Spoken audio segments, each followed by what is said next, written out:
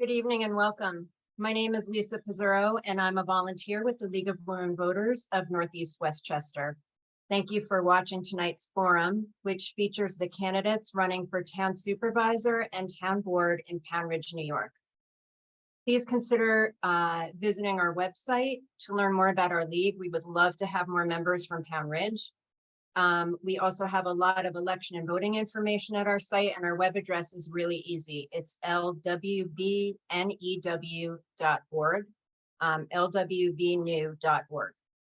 There's no audience participation tonight, as Poundridge residents were given the opportunity to submit their questions in advance. Our timekeeper is Kitley Koval, a member of the Northeast Westchester League. She will hold up a red stop sign when a candidate's allotted time has expired. League rules prohibit moderators from being assigned to run forums in their own voting districts, and tonight's moderator is no exception to that rule. Her name is Susan Weisfeld. Susan lives in Yonkers and is a board member with the Rivertowns League of Women Voters. She's been a league moderator throughout Westchester County for the past 12 years, and we welcome her to Poundridge. Susan, thanks so much, and I turn things over to you. Thank you. Sorry, I'm pleased, and I am pleased to moderate on behalf of the League of Women Voters, which is a nonpartisan organization. So as you said, Lisa, I'm not a member of this community, so I apologize in advance if I mispronounce anyone's name. At this time, sorry, I ask the candidates to make sure to turn off your cell phones because they cannot be used during the forum. And we will be asking questions submitted by members of this community. We thank those who have taken the time to submit the questions. And now the ground rules for this evening's event are as follows. The candidates will begin speaking in alphabetical order. Throughout the debate, I will rotate the order of candidate response. For all statements by the candidate, the timekeeper will indicate a stop sign when the time is up. Candidates must stop speaking, but they can finish their sentence. And there will be no questions addressed to only one candidate. All questions will be answered by each candidate. And please know that throughout the debate, no comments of a personal nature will be permitted. And also please note that the candidates will speak to the audience and not to each other. Each candidate will have up to 1.5 minutes for an opening statement with no rebuttal. Closing statements can be up to 60 seconds with no rebuttal.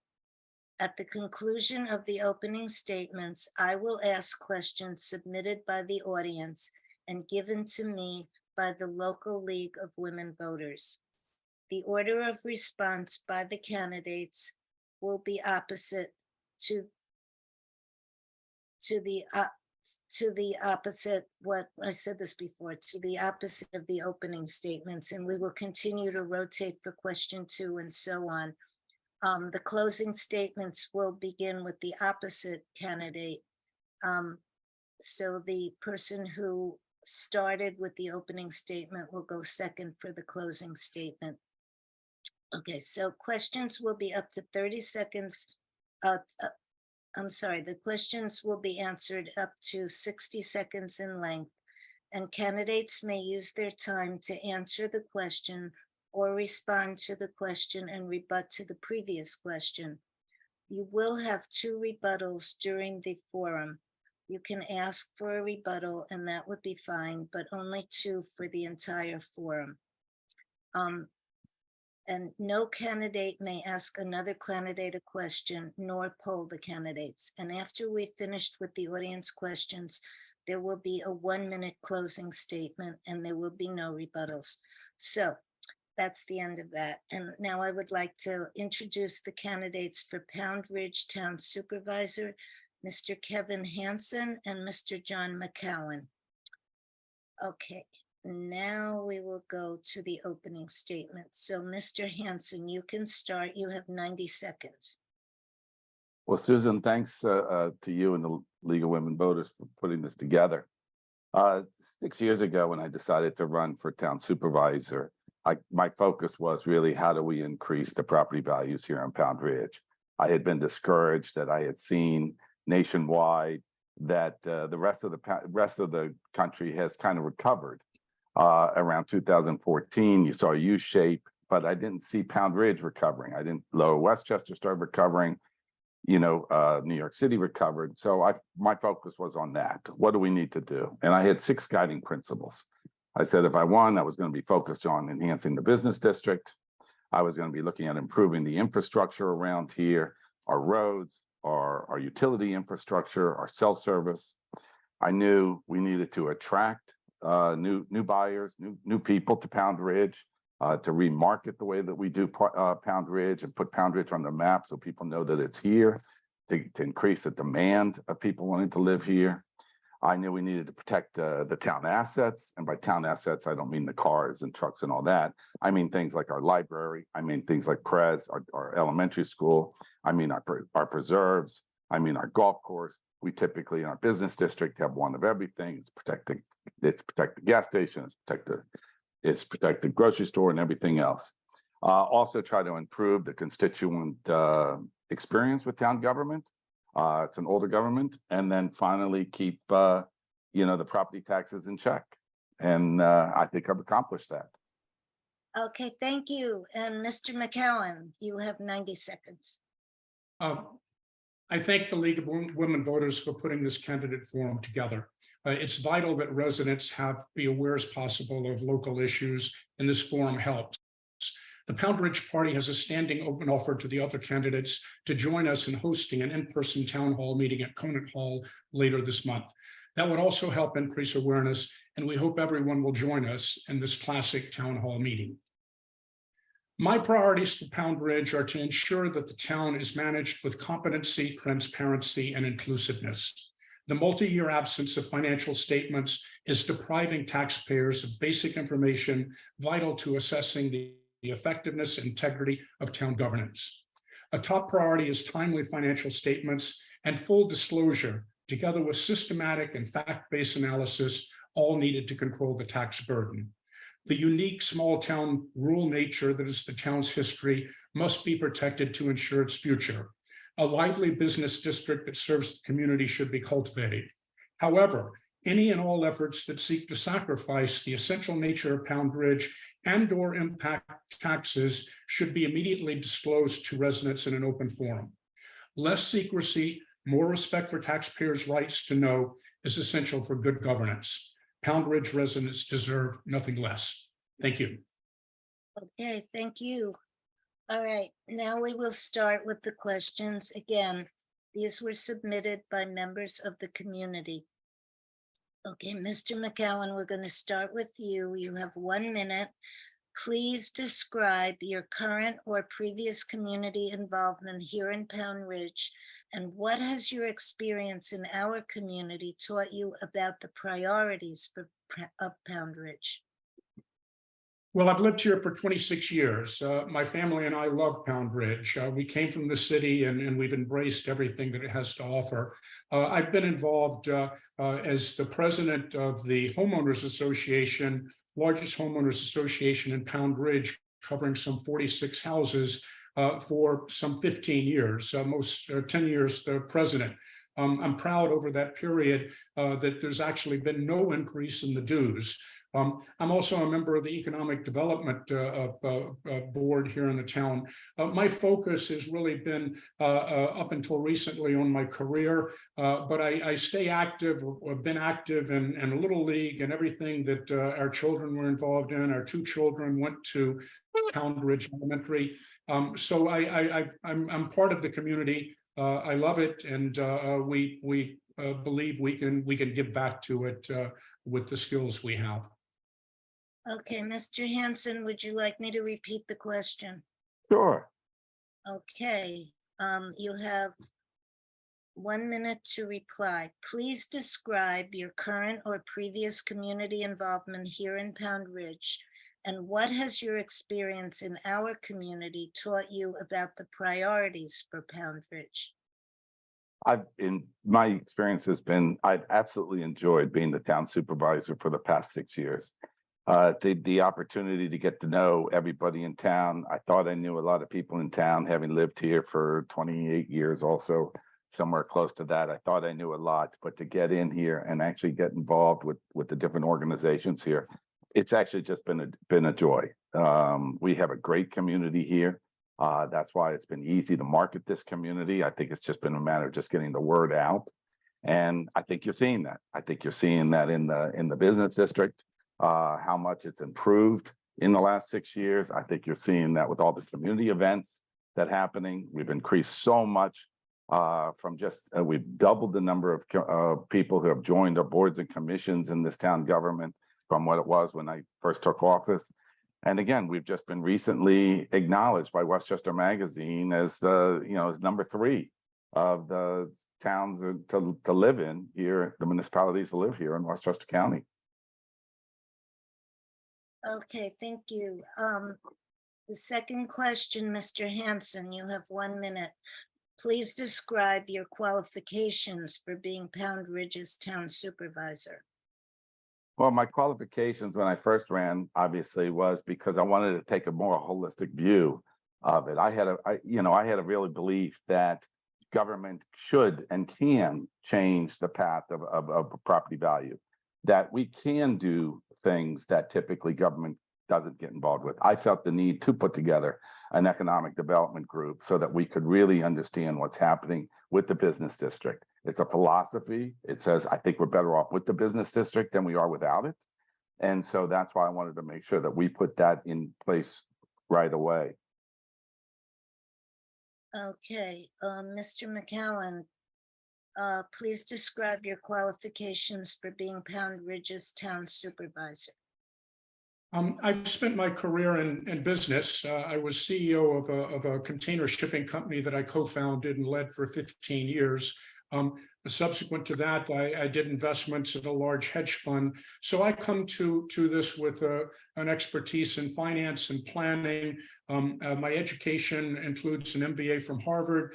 I'm presently staying active in my career. I'm a senior fellow at the Center for Maritime Strategy, which is the think tank that's associated with the Navy League. So I bring to a whole set of business, financial, and planning skills that I think can be put to work. And as are the people that I'm running with. All of us have advanced degrees and significant experience in the business and financial world. Okay, thank you. And now we're going to start with Mr. McGowan. New York State's annual deadline for the town's audited financial statement is April 1st. As of September 30th, 2023, Poundridge has not posted its audited financial statements for 2021 and 2022. Please explain how you will address the town's ability to provide more timely financial reporting. You have 1 minute. Yes, if I could just correct that a little, I'm well aware of the law. It's Section 30 of the General Municipal Law, and it requires the filing within 90 days of the annual financial report, but it does not require that they're audited financials. This is just the filing.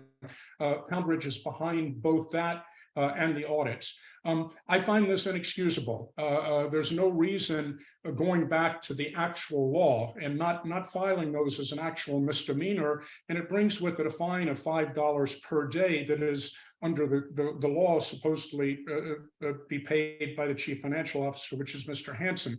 I can't answer that. It's in my view, it's a terrible situation where the worst county in Westchester County, every town is ahead of us. We're in the bottom 1.5% of every town in New York State. It's a terrible distinction for a town like Poundridge.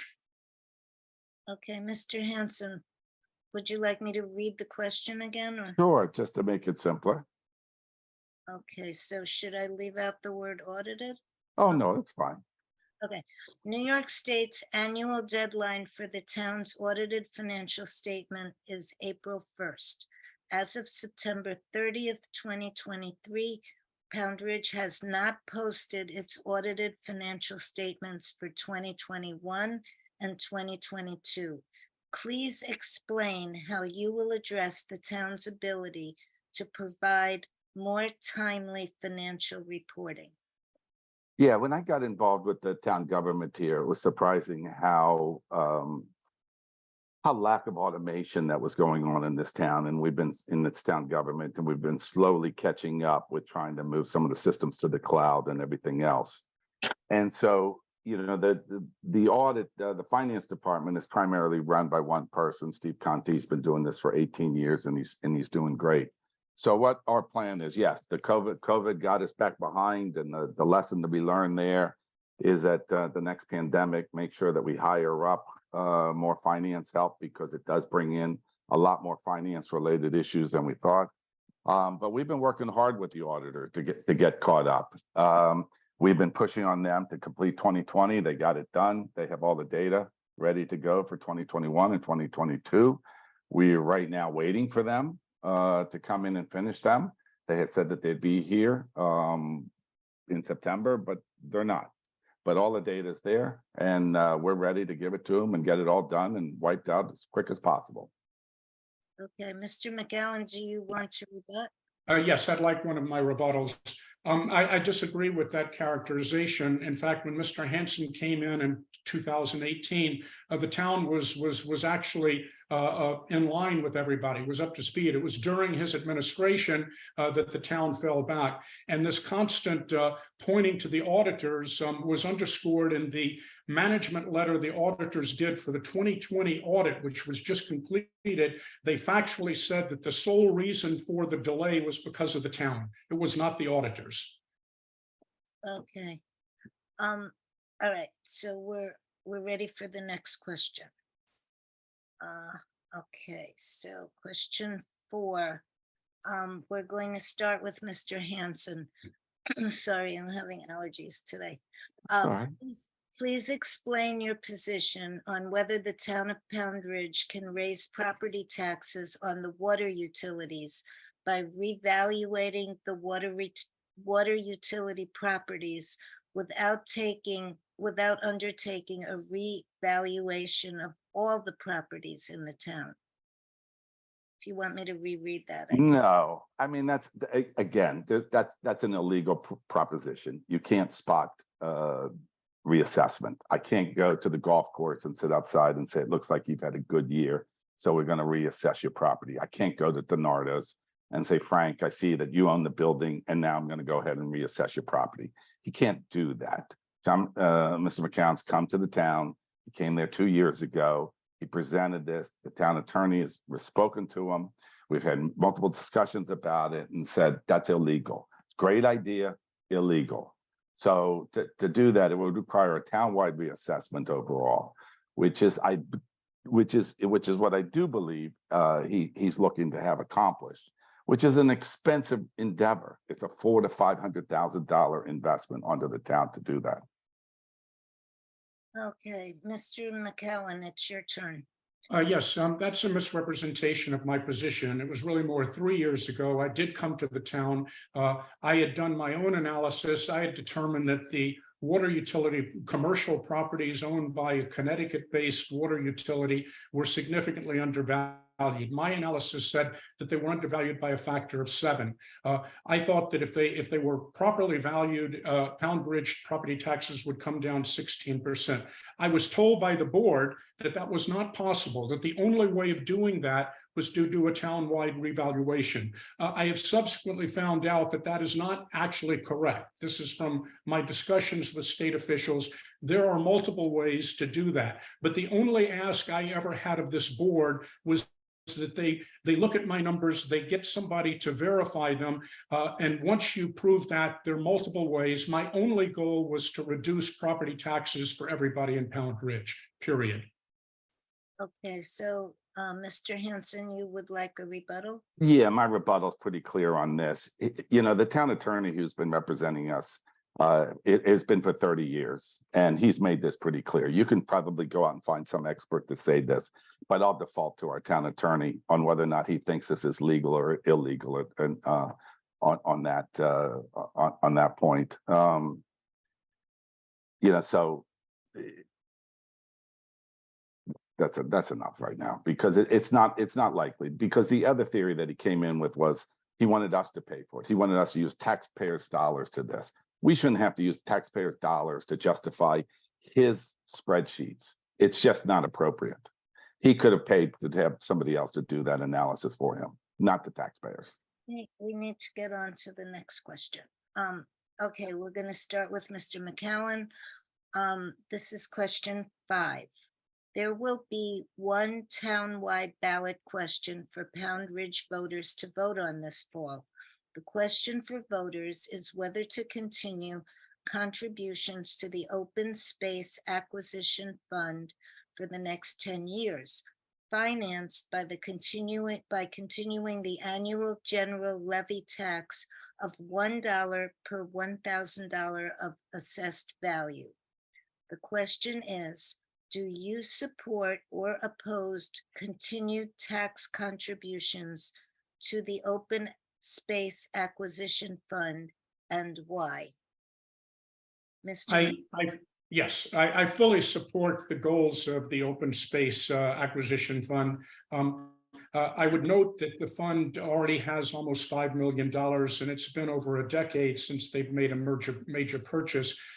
So my point, again, embracing all of their goals, but it's not, the Open Space Fund is not the only reason that Poundridge has its wonderful green space. That really relates to our zoning and our rules and decades of good planning. The open space is just one aspect of that.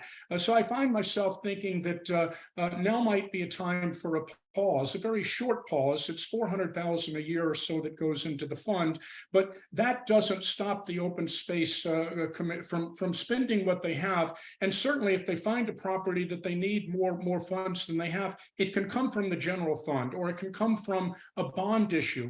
So it's a little bit, it's not directly tied to that. So I find myself thinking maybe a pause for a year, give taxpayers a break, and then see where we are next year.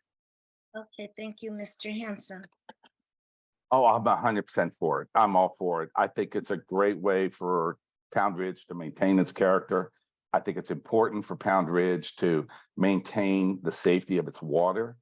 People don't realize that we actually produce water. We're very dependent on our own water for our own usage here at home. And so to be able to use more and more of this funds to buy those lands to help supplement what's happening through the watersheds that go through our area, I think is extremely important. And that's why I'm 100% for this. This to me is like, really helps define what that character of Poundridge is, and then it makes it, land that we know that we can protect with a conservation easement over time, and it'll be there for future generations. Okay, and the next question, we begin with Mr. Hanson. In 2021, the Poundridge Town Board decided not to opt out of allowing cannabis retail dispensaries and/or on-site consumption. What are your views on zoning restrictions, if any, that the town should adopt regarding the sale and/or on-site consumption of cannabis in Poundridge? Mr. Hanson. Yeah, well, first of all, the on-site consumption is not something that'll happen in a place like Poundridge. But we will definitely be looking at zoning. We have one business district, so it's easy to kind of define what that business district is. So but we'll be looking at zoning, and we'll be announcing that pretty soon, to try to identify the time, place, and location, as per the guidelines that we're allowed to do of what a potential dispensary would look like. I think there's still debate whether or not a dispensary will ever really come to Poundridge. Connecticut's way ahead of the equation on us here. The rest of New York State, the licensings are still tied up here. So I think we're a long way from making the decision about one will be there. But if one does get there, then we'll have the authority to kind of like help dictate the hours of operations and what it's going to look like. And then in 2 years, also the licensing are expired. They're only valid for 2 years. So we got the opportunity to say, we may want to challenge whether or not they should be renewed. Okay, Mr. McGowan, do you need me to repeat the question? No, I know the question quite well. The overriding issue here is governance. 2 years ago, when the town board elected not to opt out, they gave up any control and gave up any flexibility. I don't understand the decision, but it's not about the issue itself. It's about what the town board did not do. This is a rather major change with big ramifications that people have very significant views. This should have been subject to public hearings, even referendums, and the notion that something like this would happen without any disclosure on the part of the town board is just extraordinary. We're starting to see the ramifications of that as people become aware that the town board dropped the ball on this, or perhaps even collectively wanted this to happen, but people are upset. It's the most extraordinary collapse in governance that I think I could think would be possible of a local board. Okay. All right, now we're on question 7. The town of Poundridge, we're going to start with Mr. McCowan. The town of Poundridge website has a section for the town's water and wastewater task force, which provides a link to a wastewater management and water supply engineering plan dated June 25th, 2019. This is a technical report that indicates several alternatives and next steps. The question is, what are your views on the next steps and the priority of working on the complex set of issues to remedy wastewater management in Scotts Corners? Well, this relates to the wastewater treatment plant, where there's a lot of activity going on behind the scenes. But this is yet another example of this town board not having any transparency in what is going on.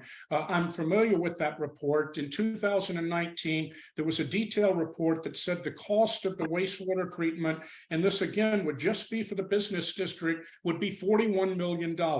As we all know, significant inflation has occurred since then. 2 months ago, the town board approved an increase, another $26,000 to the engineering consultant who has been studying it and did the 2019 report. I have no idea how much money has been spent on this. It seems like this is something that the town board should come in front of the town and make people aware of exactly what's going on here, because it's a very significant economic impact, and the ramifications to the town could be quite massive. And it's just amazing to me that there's been no disclosure on this very significant project. Thank you, Mr. Hanson. Well, again, Mr. McCown's really late to the table on this. I mean, there's been multiple conversations on this. There's a whole committee put up on this, put up years ago. There's been funding created, both public and private, mostly a lot of private money for that report that was mentioned there to do that. This is no different than what Katona's did and is looking at and did put a new sewer system in there. This is no different than what Bedford Village is looking at right now. There's no question that if you look for the health of a business district, you know for sure in 30 years, you're going to need electricity, you're going to need communications, and you're going to need water, and you're going to need wastewater. Those are given. So if we got a commitment to, like, we think we should have a business district, then there's no question we can't live with just 2 out of 4. We need all 4 in there, and it's worth the study to find out how to make that happen. So there's no question that this is an important part of Poundridge. Probably long term, it's a big money. The money will come from, where do you get the money? That's going to be a great question. Hopefully not on the backs of Poundridge residents. Okay.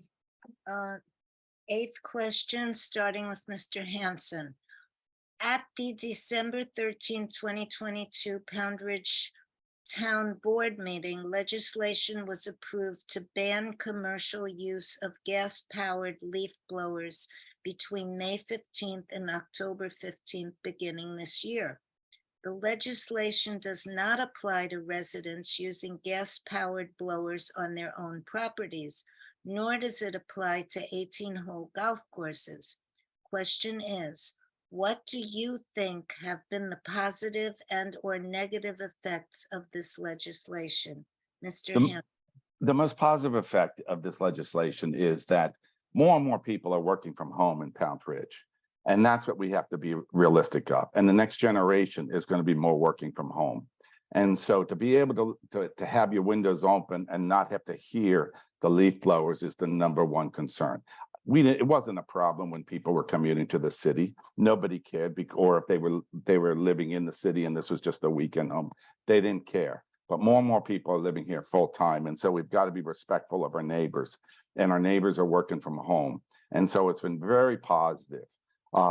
You know, this is a type of situation that's going to continue to evolve and mature over the next few years in terms of it. Maybe we will get to the golf course. Maybe they'll volunteer, go completely electronic. These are the things that we want to continue to work with the other municipalities, work with the county, work with the state to make sure that these devices are eventually phased out of our lives. Okay, Mr. McCowan. Well, again, to me, this raises fundamentally a governance issue and kind of the way the town board came about doing this. This is an issue that, I mean, the one thing that it has certainly added to the town is divisiveness. The ordinance that came into being was unique. No town has what we have. We have exclusions, geographic, the golf courses, we're excluding residents. When you really kind of analyze it, it really isn't doing much. I do think it's gone on for a year. It's worth kind of understanding what has really happened. It's certainly been a use of our police force. But going back to the fundamental governance issue, there was a small group of people that were adamantly pushing for this. As people became aware of this, the people that were against it increased. In the end, there was a petition presented to the board, over 350 signatures, which by my count was about 10-1 in terms of the people that were for it, and yet the board passed this unanimously. I think that is something that should be looked at. This might be something that should be subject to an actual referendum rather than people speculating what people want. Let's take it to the voters. Okay, thank you. All right, now we go to the next question. And this is question 9. And we start with Mr. McCowan. Please provide examples of what you would do to increase transparency with residents regarding local government issues. Well, it's transparency is easy to achieve. You actually tell people about what is going on. You know, it starts with financial transparency. Not having financial statements, you don't have the roadmap. Nobody really knows. We don't have a balance sheet for 3 years. We don't really know where this money is going. So first and foremost, it's foundational. You need that transparency of financial statements. On top of that, I've seen too many things that have happened kind of behind closed doors. I don't think there should be anything that occurs in government that is private. I grew up in the private sector as a public company. I'm well aware of what disclosure rules are, and everybody follows those. The disclosure in the public sector should be even more. So you are transparent. Transparency isn't just a slogan. You have to practice it. Okay, thank you, Mr. Hanson. Oh, I think we've tried to be as transparent as possible that you can get there. The interesting thing about transparency is people only want to consume the information when all of a sudden they want to consume the information. They don't necessarily know that it's already been out there and it's already been known for a long time. As it comes back to what do you not transparent, you can't be transparent about your personnel issues. You can't be transparent about your legal issues. These are rules set up and about the land acquisitions. These are rules set up by New York State that you can't do. It's not fair to your town employees. It's not fair on your legal proceedings to do so. So it's unrealistic to think that those are there. You know, and Mr. McCown has already sent out, I think, 13 FOIL requests to the town. We've answered them all. You may not like the answers, but we've answered them all. The town attorney has worked double time on this, and it's just become a complete waste of taxpayers' money, because often it's like this is information that's readily available, or information that shouldn't be available because it is not in the protection of the town of Poundridge. Okay, so now we're on question 10, and we're going to start with Mr. Hanson. The town's fire department, ambulance corps, and most of the town's boards and commissions rely on volunteers. what would you do to encourage and support volunteerism in Poundridge?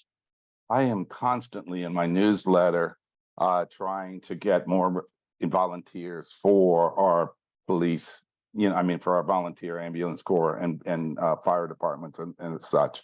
And we've got tremendous assets for volunteers. You got to remember during COVID, we had volunteers step in and fill the staffing needs of the market to make sure that people are fed. We've got volunteers that come out, help us on every storm. And I will continue to do that. I've been talking now to the state legislatures, though. I think we've got to be really serious here about considering more benefits for our volunteers, whether that means providing them health insurance through the state, so that they can then, help, justify them, because a lot of these people volunteer could really use health insurance.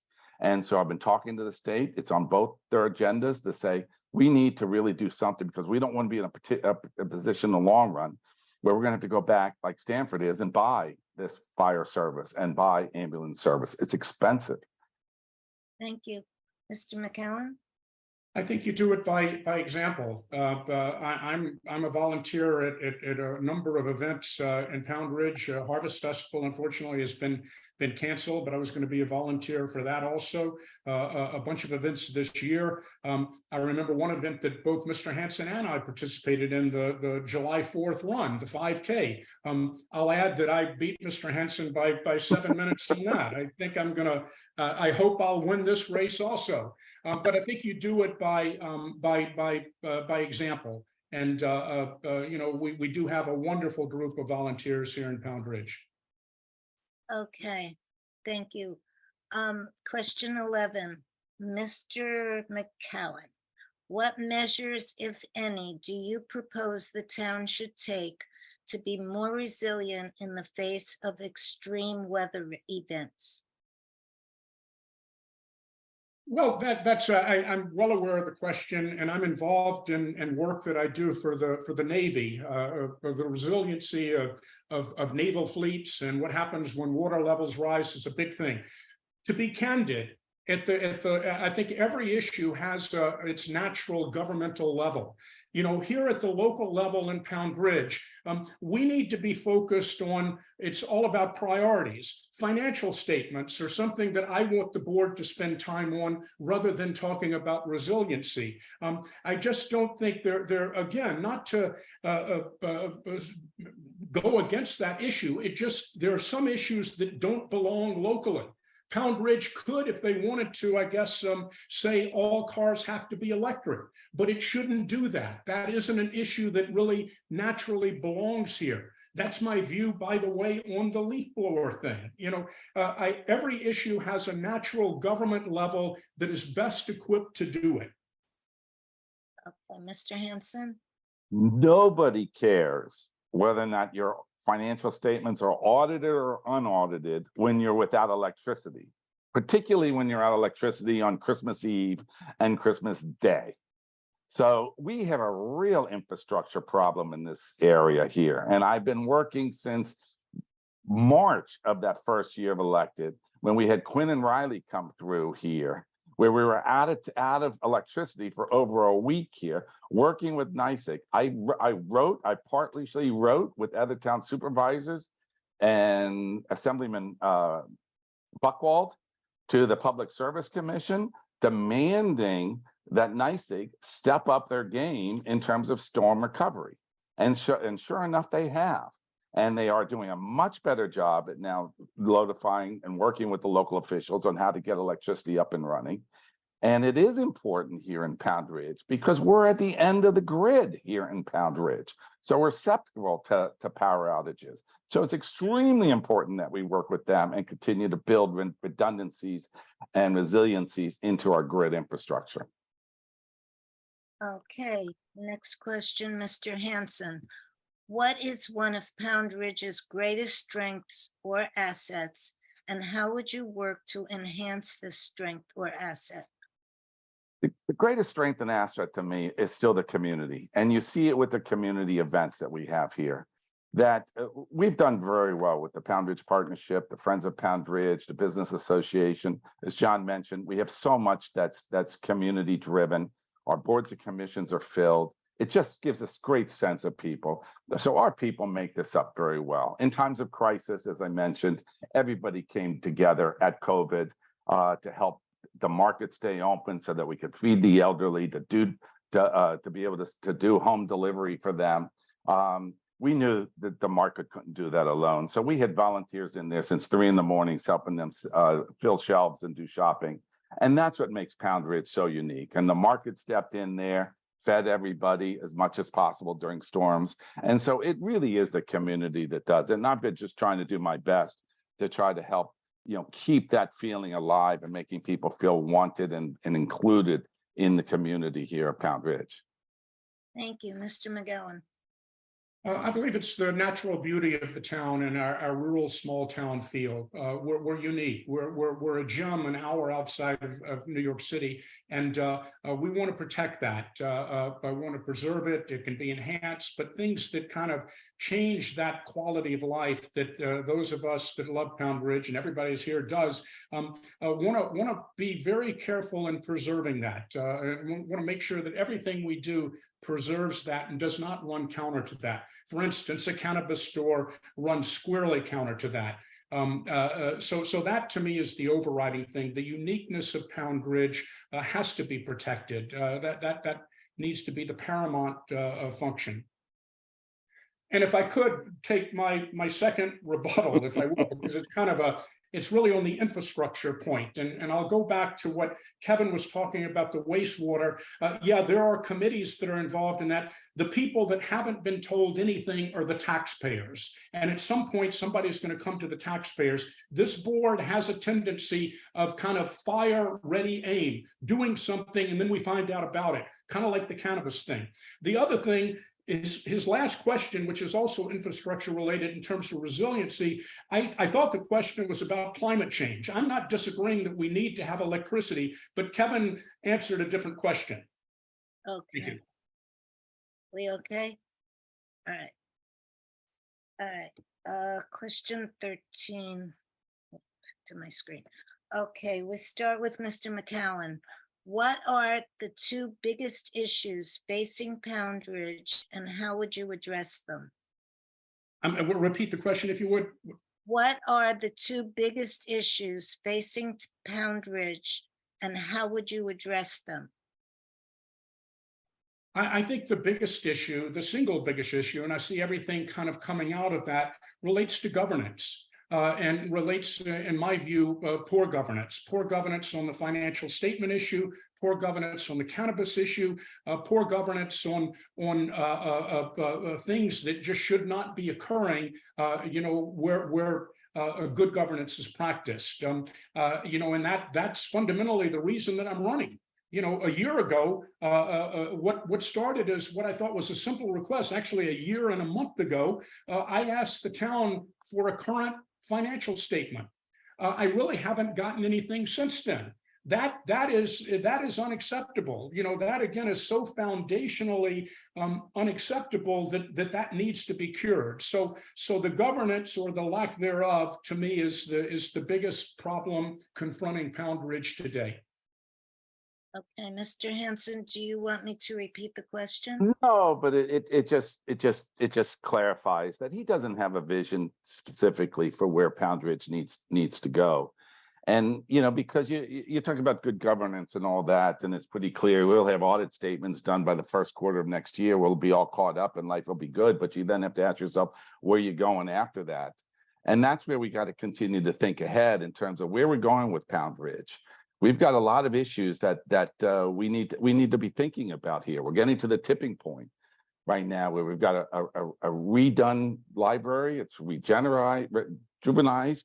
They have limited parking. We have no parking at Conant Hall. We've got police department that's limited in space and needs to expand.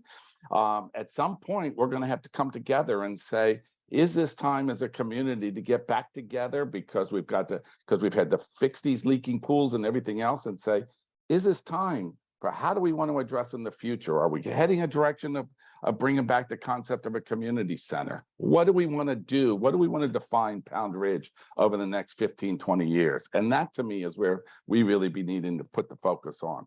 Okay. We are now going to our last question. And we start with Mr. Hanson. How would you work to maintain a political environment that is respectful and cordial to those with differing opinions?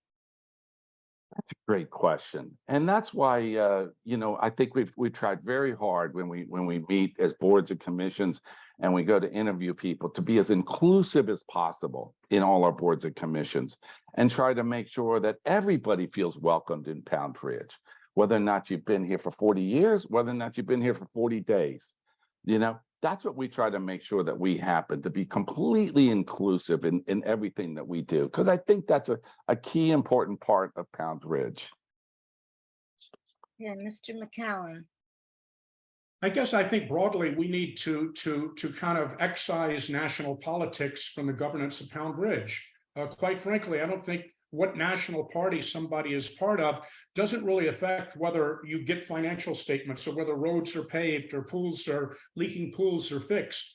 Myself and all three of us, we're all registered Democrats, but we set up the Poundridge Party because we don't really think local, national politics really matter. Poundridge the priority should be the local issues that are facing us. And somehow the injection of some of these national issues, such as climate change, which Poundridge doesn't really have a role in, just create divisiveness.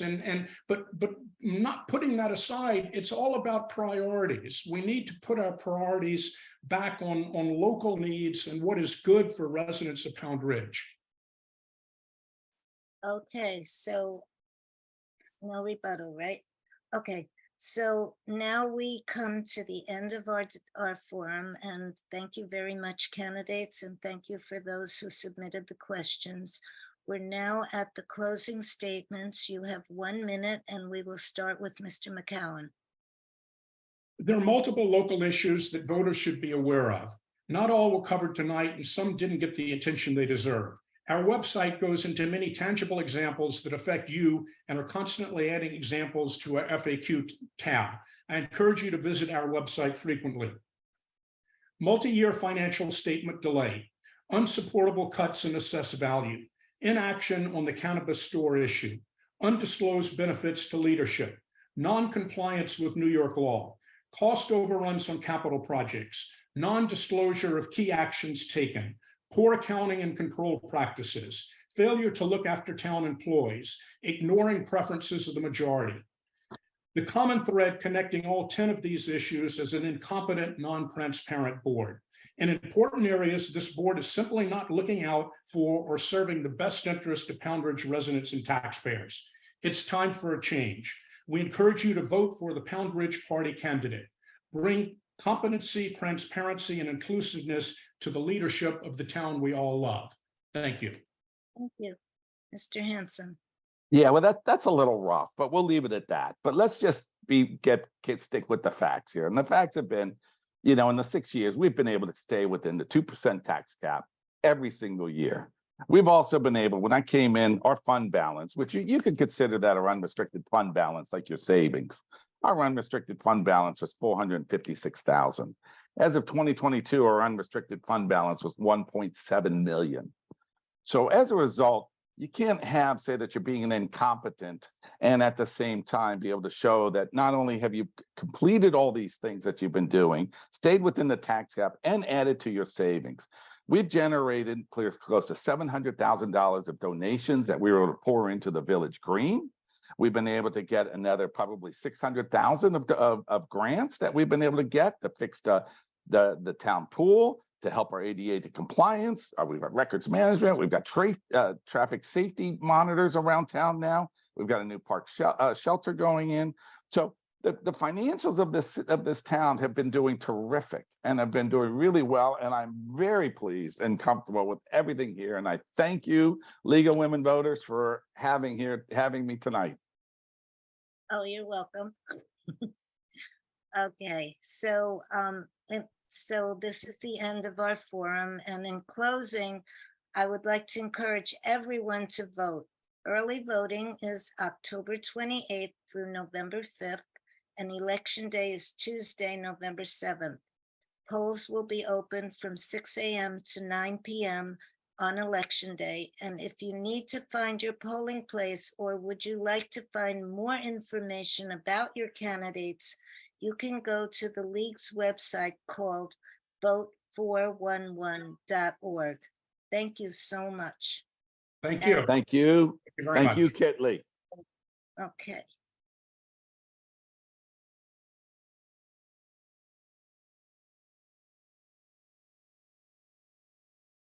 Good evening. My name is Susan Weisfeld, and I'm pleased to moderate tonight on behalf of the League of Women Voters, which is a nonpartisan organization.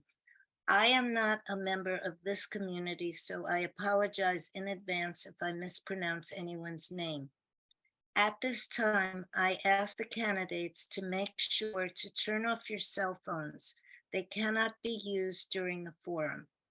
We will be asking questions submitted by members of this community, and we thank those who have taken the time to submit the questions. The ground rules for this evening's event are as follows. The candidates will begin speaking in alphabetical order of their first names. Throughout the debate, I will rotate the order of candidate response. The candidates have agreed to this. For all statements by the candidate, the timekeeper will indicate a stop sign when time is up. Candidates must stop speaking, but they can finish their sentence. There will be no questions addressed to only one candidate. All questions will be answered by each candidate. And please know that throughout the debate, no comments of a personal nature will be permitted. And also, please note that candidates will speak to the audience and not to each other. Each candidate will have up to 1.5 minutes for an opening statement with no rebuttal. Closing statements can be up to 60 seconds with no rebuttal. At the conclusion of the opening statement, I will ask questions submitted by the audience and given to me by the local League of Women Voters.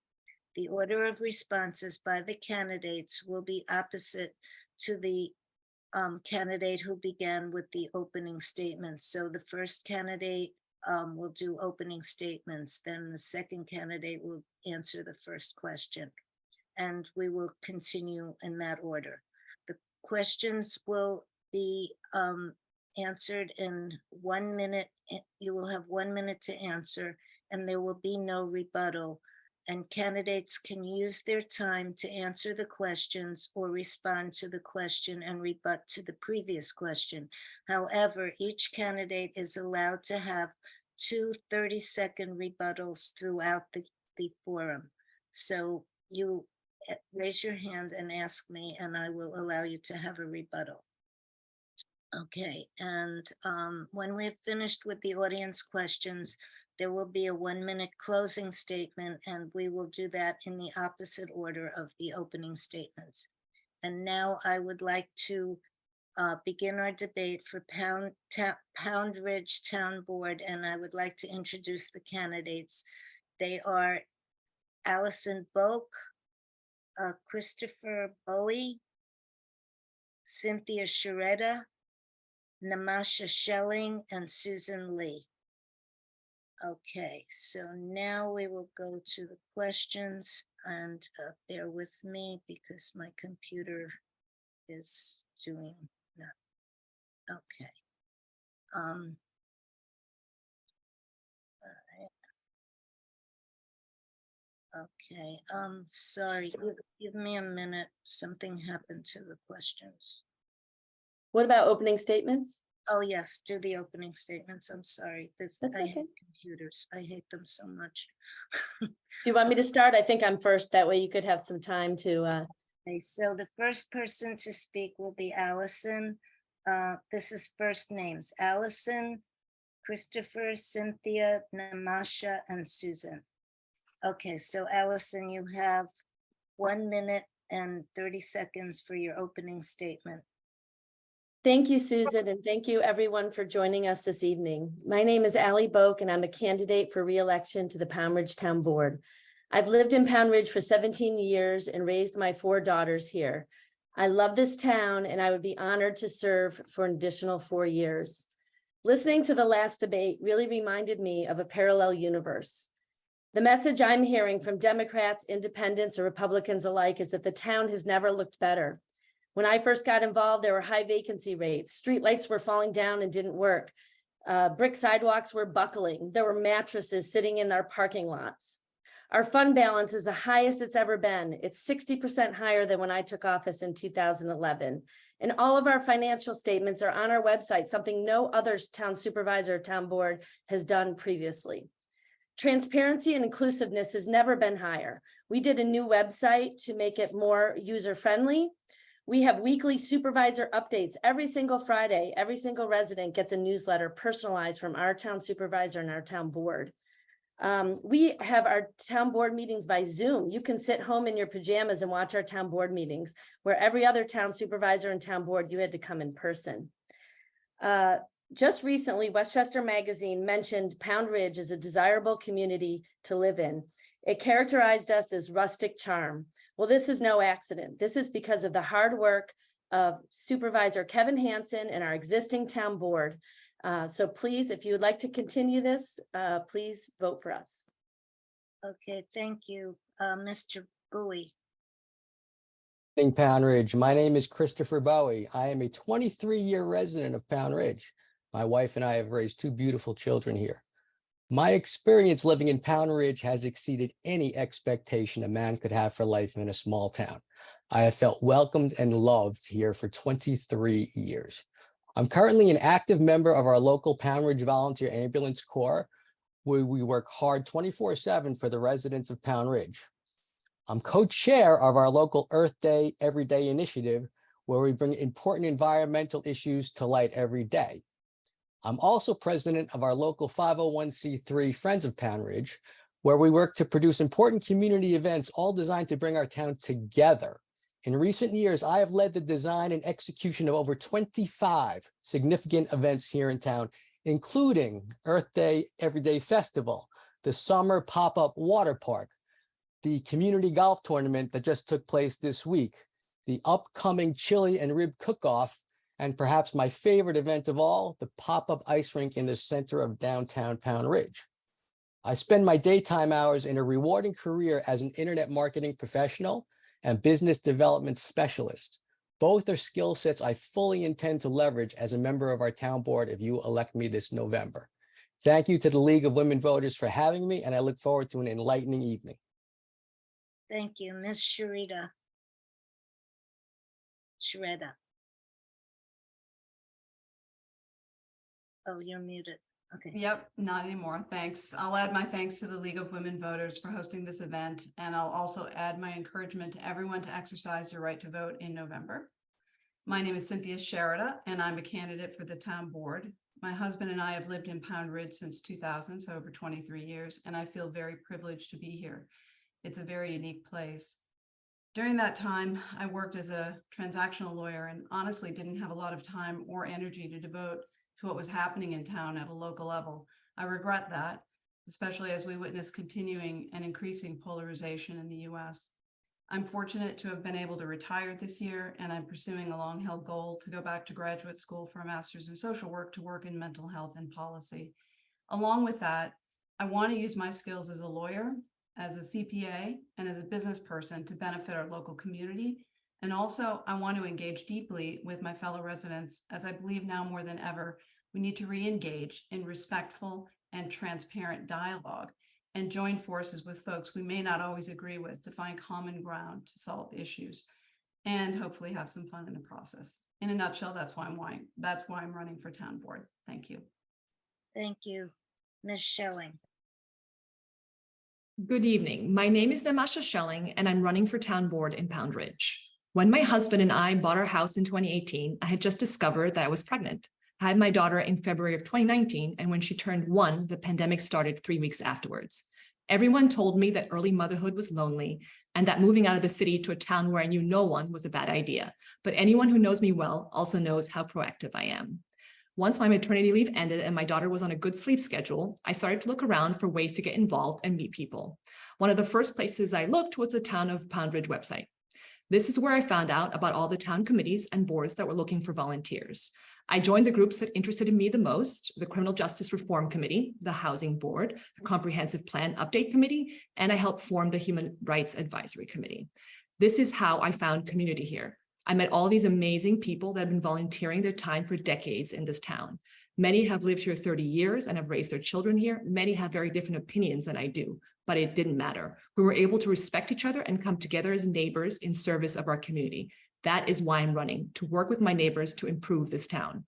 My job as town board member would be to listen and to try and represent all the people that live here in Poundridge by being a good steward of our taxes, being willing to solve issues collaboratively and innovatively, and keeping in mind that we are a town full of loyal, well-intentioned volunteers. Thank you. Ms. Lee. Thank you very much. My name is Susan Lee. I'm a New Yorker for my whole life. I attended the Bronx High School of Science, Barnard College of Columbia University, and I have an MBA in accounting from NYU.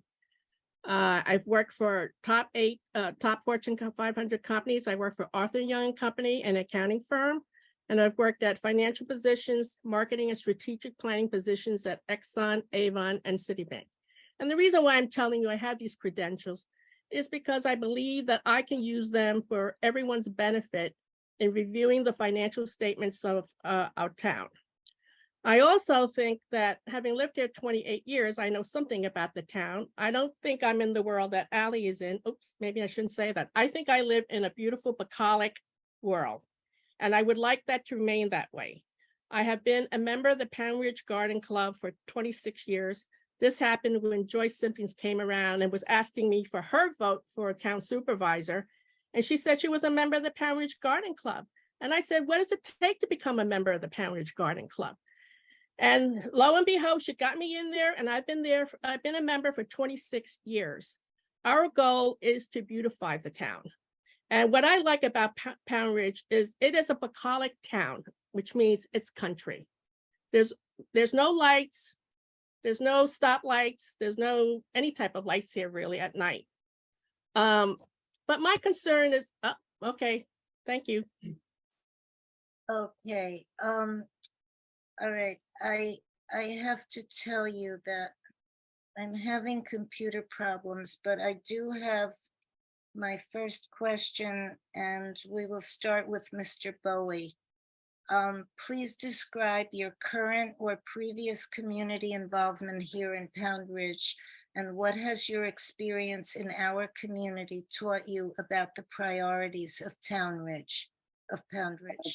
As I said in my opening, I'm a 23-year resident. I am Friends of Poundridge. I've produced over 25 significant community events here in Poundridge over the past few years. And I have intimate conversations with all the guests at all the events. And universally, they are upset with the current state of affairs. You can go on to Poundridge Community, the forum, and it's just a mishmash of different things. But really what's more important to your question is that we are a volunteer community. The good thing about it is that we're a volunteer community. The problem in it is that we're a volunteer community. It requires strong leadership or it will not work. So this is the reason that I'm running, and it's the reason that, and it's my hope that I can use my skill sets that I've acquired over a 25-year career leading teams, building businesses, and make our town a better place in the future. Okay, Ms. Sharita. Is this working? Yep. Yes, thank you. As I mentioned in my opening statement, my previous work didn't really give me a lot of opportunity to focus on town issues, so I'm not going to lie to you. My interactions up till now have been on a person-to-person level in the town. I'm not a professional politician, but I'm using the time now that I have to devote to this, and I bring what I believe is a very transferable skill set from my career as a transactional lawyer, about solving problems, and prior to that as an accountant. And I believe I can bring those to bear on the running of the town. But I also think it's really important to engage. I hear parallel universe, and yes, there definitely is a parallel universe, because I'm hearing from, both sides of the question. And it is not clear to me that we really are engaging everyone in the town, listening to what people have to say. And one of the things I would like to do would be to hold regular forums to give residents a real opportunity to be heard, not just snippets at a regular board meeting. Okay, Ms. Schelling, Can you repeat the question? I can. One second, I'm really sorry. It's okay, take your time. Please describe your current or previous community involvement here in Poundridge, and what has your experience in our community taught you about the priorities for Poundridge? Okay, thank you. So as I said, also in my opening statement, I have participated a lot in our town. I've been on the Criminal Justice Reform Committee, the Housing Board, the Comprehensive Plan Update Committee, and I helped form the Human Rights Advisory Committee. And really what it's done is helped me get to know people here who've lived here 30 years, raised their children here, and to understand how they see the town and what their priorities are. So it's been exceedingly helpful to me to get to know people. I love this town. I love living here. It's been such a privilege to volunteer. Chris mentioned this. We are a volunteer town. I think that's so important. A lot of people don't know that. They don't know that even being on the town board here in Poundridge, we're paid very little. All of us will have other jobs. So this is a volunteer town. And I think that's just so key to get across, and to keep getting younger residents and newer residents involved, get fresh blood, fresh ideas. That's what I'm all about. Thank you. Okay, thank you. I think I fixed my computer. Ms. Lee, you're next. You have 1 minute. Do you want me to repeat the question? Yes, please, quickly. Thank you. Okay. Okay. Please describe your current or previous community involvement here in Poundridge, and what has your experience in our community taught you about the priorities for Poundridge? So as I mentioned before, it was Joyce Simpkins that got me into the Poundridge Garden Club. And at that point, I didn't know a hosta from a rhododendron. And I had just inherited a garden from a Poundridge Garden Club member, Nancy Gaylord, and there I was. So during these past 26 years, I have served in 10 positions there, including the president, the recording secretary, the treasurer, the chairperson of the Civic Improvement Committee, etc. Currently, I am in the membership committee. But what our main goal of the Garden Club is actually to beautify the town. And we do this by hanging up holiday swags throughout the 3 main roads in town. There is no other town in Westchester or anywhere else that I know that does this. And as a member of the Poundridge Garden Club, I can tell you, I have done my share. I have hung all the swags along Long Ridge Road, I remember one time. At any rate, oh, okay. Okay, Ms. Boak. Ms. Boak, you're up. Sorry, I was on mute. You want me to reread the Yes, question? please. Okay. Please describe your current or previous community involvement here in Poundridge, and what has your experience in our community taught you about the priorities for Poundridge? So when I first moved to Poundridge, having 4 daughters, I, of course, met Louise Pellicelli, and she convinced me over breakfast at Blind Charlie's to become a Girl Scout leader. So that was my very first involvement. And then from there, I got asked to serve on the Bedford Central School District Budget Advisory Group, where I worked with the superintendent to review the budget for the school district. I then went on to found an organization that I think most people have heard of called the Poundridge Partnership. So I'm one of the co-founders of the partnership, and we founded the Harvest Festival, Poundridge Pride Day, Food Truck Friday, and a bunch of other initiatives. And that's really been one of the joys of living in Poundridge, is working with all the wonderful people at the Poundridge Partnership. I ran for town board at the urging of my neighbors when the Poundridge Golf Club was polluting our water. And they wanted somebody to stand up and make sure that this was not going to happen again. So I ran for office, got elected, and stopped our water from being polluted. I then served 2 years as deputy town supervisor and in many other capacities. Okay. You can finish your sentence. It's okay. Okay, thank you. Okay, so now we're going to go to the next question. Okay, please describe your qualifications for being on the Poundridge Town Board. And we'll start with Ms. Sharetta. Sorry, can you repeat the question? Yes, please describe your qualifications for being on the Poundridge Town Board. Right. So I've spent the last 30 years, as I mentioned in my opening statement. I retired in February. I spent the last 30 years as a transactional lawyer in a variety of law firms and public and private companies. Prior to law school, I was a public accountant starting at Price Waterhouse back in the day when it was Price Waterhouse. And in all of those positions, I have a tremendous amount of business experience.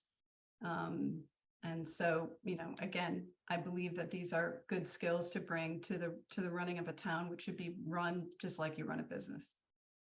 Okay, Ms. Schelling. So I have been working for 15 years in various nonprofits in fundraising, operations, communications. I think all those are very relevant skills to running a town. I also have a bachelor's in science and a master's in environmental management that I think will be very useful with a lot of our issues here. I also think that we have a lot of newer residents here in town in the last 5 years, and we need representation on the town board. We need fresh ideas, fresh blood, and just representation. Thank you. Okay, Ms. Lee. Okay, I had mentioned I have an MBA in accounting from New York University and that I worked at Arthur Young and Company, which was a top 8 accounting firm. It's now called Ernst & Young, and it's in the top 4 accounting firms. So I started as an auditor. I know something about internal controls. I was also in financial positions. I know something about a balance sheet, income statement, and financial statements. I also know about deadlines. We all know that we have an IRS deadline, that way we pay our taxes. We all know that we paid our real estate taxes on Friday. So I am a firm believer in meeting our deadlines and making sure that we are current with whatever is supposed to be current. And that means our financial statements. As a officer in the Poundridge Garden Club, I was on the executive committee. There's 5 positions on there. I think I'm the only one that's done all 5, including, as I said, the president, the treasurer, the recording secretary, corresponding secretary, head of horticulture. Thank you. Ms. Boak.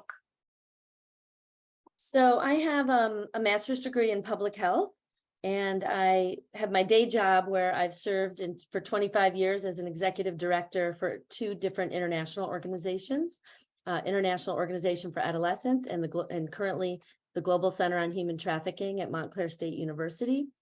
In my role leading these organizations, I need to employ strategic planning, budgeting and finance, project management, fundraising, and I do a ton of grant writing, and that's something that I've really brought to the town. I have personally secured over $2 million of grants for the town of Poundridge from grants that I initiated and wrote for the costs that save taxpayers' dollars. I'm also very familiar with audits. Running an international nonprofit, we need to do audits. So I'm familiar with financial statements and audits. But I think the most important qualification for being a town board member is just your willingness to roll up your sleeves and do whatever it is that needs to be done. Thank you. Mr. Bowie. I have a bachelor's degree in finance and I have an MBA in marketing. I have had a 25-year career creating wealth for clients and leading teams. I am very big on transparency across the board, not just financial transparency, period. I'm very strong in leadership, as my track record indicates. I'm very big on communication and collaboration. I think that these are some of the failures of our current town board. We seem to have a one-way dialogue. Questions consistently go unrequited and unanswered, and you get responses like, come to a town board meeting, and as a response to a question, and you'll go to a town board meeting, and the town board meeting will open with something to the effect of, we have a very full docket tonight, so we're not going to be entertaining too many questions. We need more transparency, open lines of communication, two-way dialogue. If I'm elected, I will improve our website. This is what I do for a living. I will make our website a true tool for communication and bring us into the current century so that we can communicate on a technological level that we're entitled to and we deserve. Okay, thank you. The next question, we start with Ms. Schilling. Question number 4. Okay, the ballot for Poundridge. Oh, we didn't do question number 3. Oh, okay. According to the town's website, many of the Poundridge volunteer boards and commissions have town board member liaisons. Please indicate on which of these boards and commissions, if any, you would want to serve as a town board liaison and why. So we start with Ms. Schilling and. Can you repeat the question? Okay, I'm sorry, my computer's not cooperating. Okay. According to the town's website, many of the Poundridge volunteer boards and commissions have town board member liaisons. Please indicate on which of these boards and commissions, if any, you would want to serve as a town board liaison and why. Okay. For me, that would be the housing board. I was on the housing board for 2 years, but we struggled to find any viable solutions to our lack of affordable housing because we don't have public water and sewer in Poundridge. So I would like to continue those conversations and discuss what the solutions can be. The only solution we came up with was accessory dwelling units, which I think are a great solution for affordable housing in Poundridge. The current town board passed a resolution to keep that going as a zoning option here in Poundridge in January. I think that's really smart. ADUs are great for seniors who want to remain here in this town, for family members and other valued town members. So I think I could be useful in this conversation. I'm interested in it. And I also think that it would not be contradictory to maintain our open space and also talk about affordable housing as an issue here in town. Thank you. Mr. Bowie, you're raising your hand. Yeah, I would like to use one of my rebuttals. You want to use it now? Can I? Yeah. Namashi, could you be so kind as to share some of You can't the address housing? it. You cannot speak to her. You have to speak to me. And you have Okay, to speak to the audience. can we as a forum share some of the housing board's accomplishments or recommendations that have been officially adopted as policy by our town in the past calendar year? Okay, Because I'm not aware of any. okay, all right. All of you could answer that when it's your turn. If you want a rebuttal to that particular one, it could be one of your rebuttals. Is that confusing?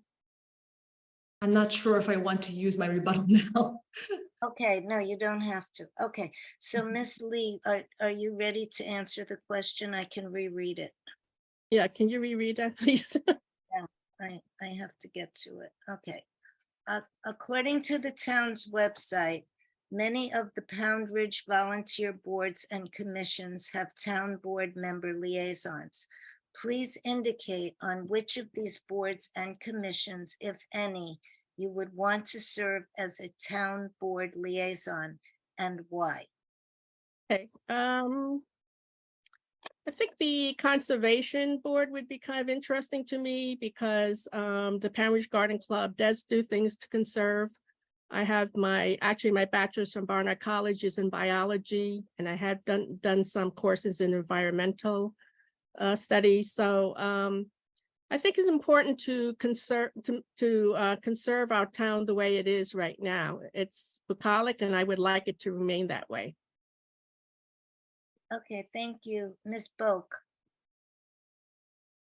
So I have previously served as a liaison to the Highway Department, Planning Board, Housing Board, Drug Abuse Council, Landmarks, Conservation Board, Rec Commission, and the Criminal Justice Reform Board.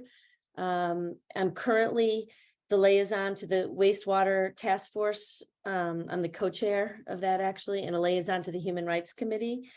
One of the things that I'm speaking to people about right now is the possibility of examining the feasibility of forming a committee to study the formation of a sanitation district. There's many residents in town that are interested in maybe having like food recycling and making sure that sanitation gets recycled, and you know, many other towns actually provide this type of service in the community. So I'm working with some people to form a committee to study this in the business district. I also would want to continue my work on the wastewater task force. I've been on that since the beginning, and we're making real progress for the first time in a long time.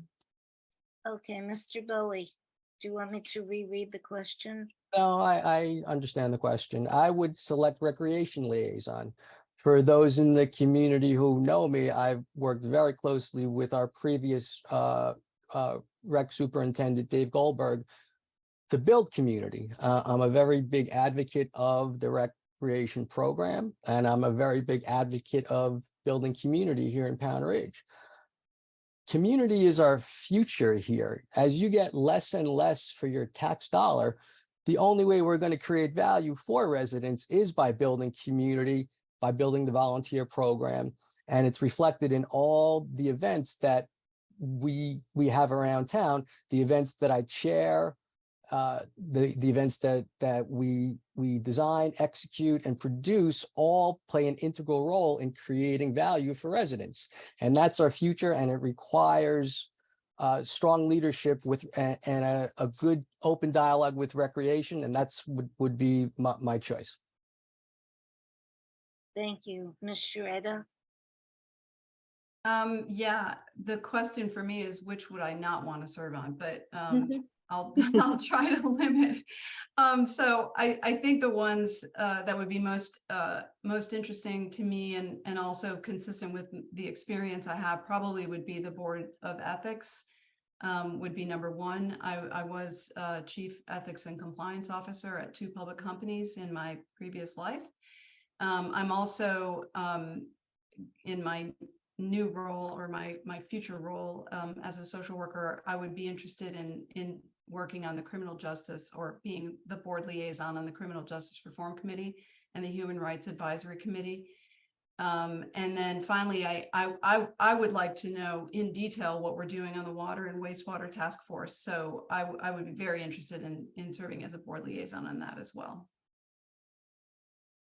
Okay, now we're ready for the next question, and we're going to start with Ms. Lee.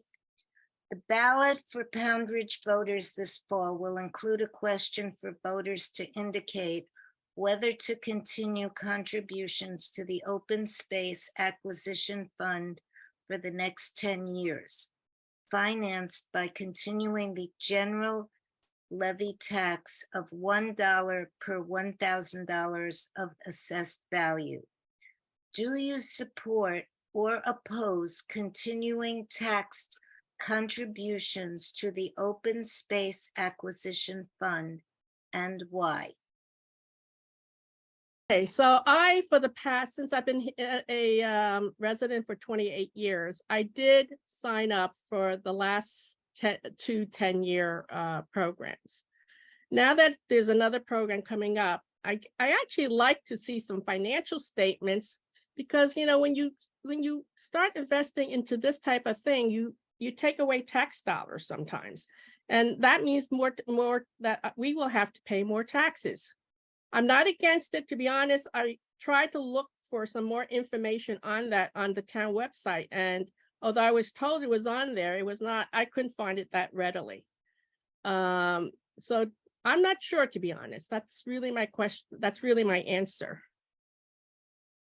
Okay, Ms. Boak, do you need me to reread the question? No, I think I got it. Thank you so much. So I'm in full support of the Open Space Acquisition Fund. I think, as many people have mentioned, that our unique community character is one of our greatest assets. And to me, that's no accident. That happened because of the planning, because of the prioritizing of, previous residents to protect our open space.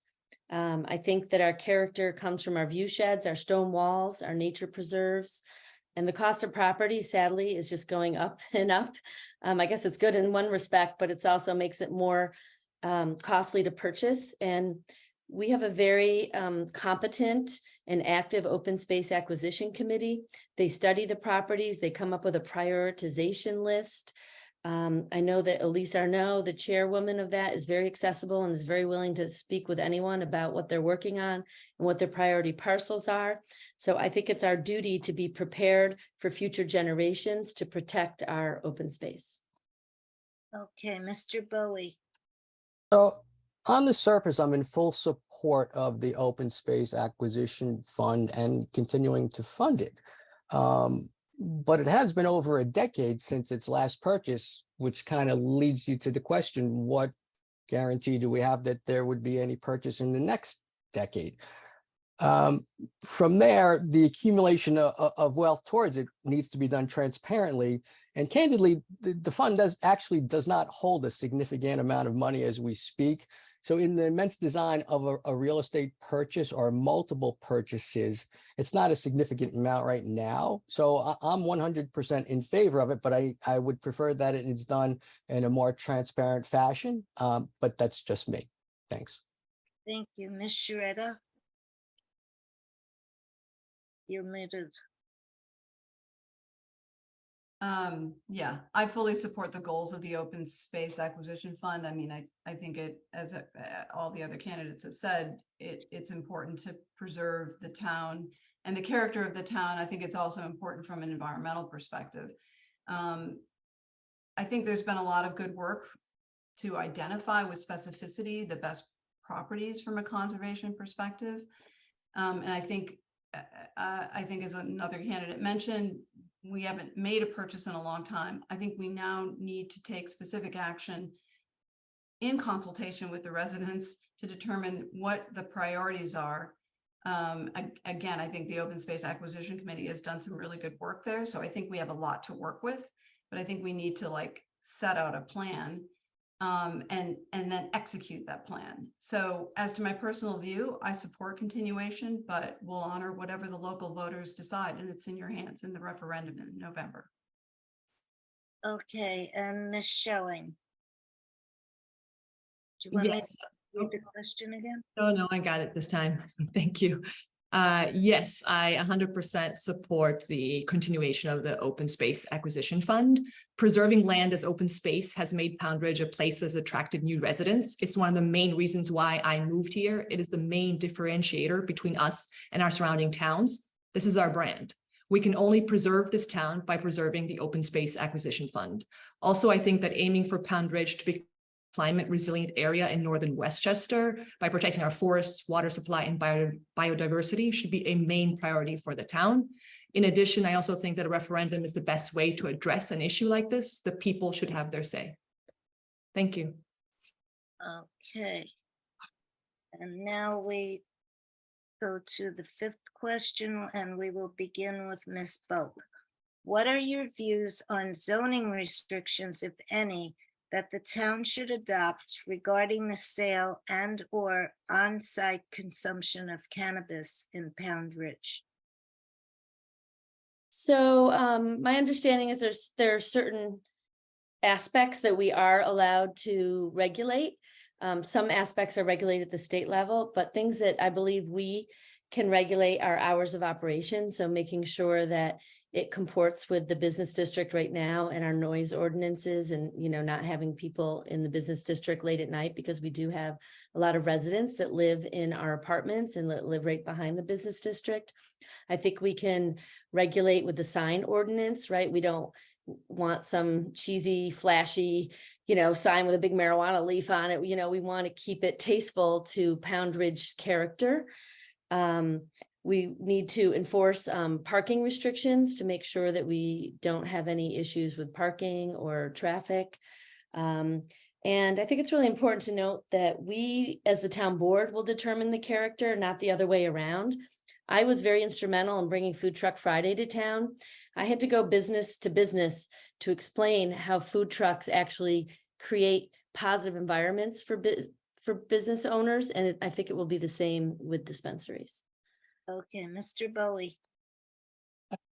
I understand the open dialogue on whether someone would be for or against a dispensary. My bigger concern is the failure of the conversation as a community overall.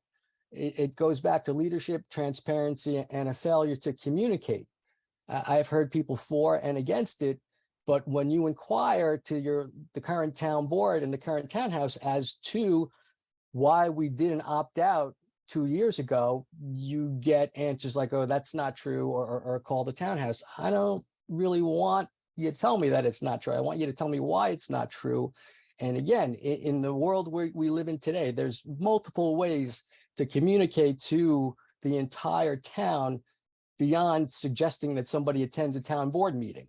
So again, I believe it goes back to communication and better transparency. And those are the things that I fully intend to bring to this conversation if I'm elected to town board. Thank you, Ms. I'd like to use one of my rebuttals, please. Okay. I just want to reiterate that I think that Supervisor Hanson and the town board has really, I mean, leap years ahead of increasing the transparency of what has typically been on the town board. I don't know of any other town that gets weekly newsletters handwritten by the supervisor, updating them of everything that's going on. I mean, we're at all the different events. We're so involved. We're so accessible. There's an open door policy. We're very easy to communicate if people actually take the time and effort to ask questions and seek information. Okay, so now we're with Ms. Sharetta, and do you want me to read the question again? No, I think I've got it. So, look, I think the town board missed the boat on preserving our optionality. So as I understand it, you know, there's some decisions we can make around the margin, but I don't think we have optionality to say yes or no. And I hear the comments about transparency, but from the people that I've been talking to, this has come as a complete surprise. So there was some breakdown in communication here. And I'm not really looking for the town board to determine the character of that business. I think the town residents need to have a say. I'm not exactly sure what we can do at this point, since we haven't preserved our optionality. So yes, if it's something that's coming and we don't have a choice, then I think we need to engage everyone in the town to figure out, what does this look like? What's appropriate? And hours of operation. Again, the question of on-site consumption, I think is a hot button for folks. And it's not at all clear to me that we can stop that at this point. Okay, Ms. Schelling. First, to my knowledge, there have been no businesses that have been granted full licensure to open a cannabis dispensary in Poundridge. Secondly, if I'm to be elected to the town board, I promise to work on better communication around issues like this going forward. I do think that it is always good to open up this sort of discussion to the whole town, like we did with the leaf blowers. I believe in full transparency and in working together. If somehow someone managed to open a cannabis dispensary, it would bring more people to town, which benefits the business district and would also bring in extra tax revenue for our town. Also, if a dispensary were to open, the town board could pass local laws prohibiting smoking of any kind on public property. I would fully support such a law. I think many of the issues raised are based on fears and not on facts. There are many studies that show that crime rates dropped drop after a cannabis dispensary opens nearby. Many towns like Nantucket and Great Barrington have opened dispensaries and have not seen an increase in crime or a decline in property values. Also, cannabis is legal in New York State for adults 21 and older, and thus pretty heavily regulated, which makes us all safer. Thank you. Okay, Ms. Lee. All right, let's just get this straight. The town had the ability to opt out within the 9 months after the Marijuana Taxation Act was issued. They had a chance to opt out. They also had the chance to opt back in if they wanted to. So the fact that they did not opt out, and let's see what's happening first before they decided to go ahead and not opt out, to me, shows a lack of transparency and also, to me, a lack of common sense. There was no reason for us not to opt out. So right now we're surrounded by all the local towns around us who did opt out. We are the only town with 5,000 people who are going to have, perhaps, maybe not, maybe soon, who knows, a marijuana dispensary in our neighborhood. The ones that didn't opt out were big towns like White Plains, Yonkers. The smallest town next to us is Rye, New York, with 10,000 people. Okay. All right, we're now on the next question. And okay, we will start with Mr. Bowie. Last December, legislation was approved to ban commercial use of gas-powered leaf blowers on residential properties between May 15th and October 15th, beginning this year. What do you think have been the positive or negative effects of this legislation? Mr. Bowie. Depending on if you look at the glass half full or the glass half empty, the legislation has been enacted perfectly bad to make everybody unhappy. So I think there's pros and cons to it. And as a member of our town board, I would certainly take a closer look at it, hold some collaborative discussion with the residents of town to see how we can improve it.